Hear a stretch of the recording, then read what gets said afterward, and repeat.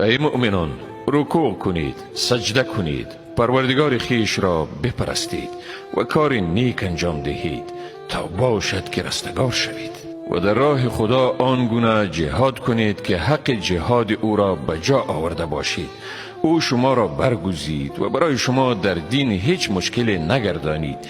دینی که آیین پدر شما ابراهیم است، هم اوست که شما را مسلمان نامید، هم پیش از این و نیز در این کتاب، تا باشد که پیامبر بر شما و شما بر مردم گواه باشید.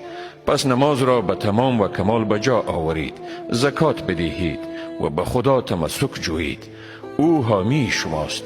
پس چی خوب مولای و چی خوب مددگاری.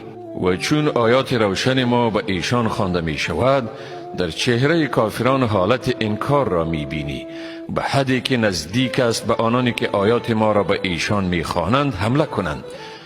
بگو آیا شما را به بدتر از این حالت ناآرام کننده خبر دهم؟ و آن آتش دوزخ است.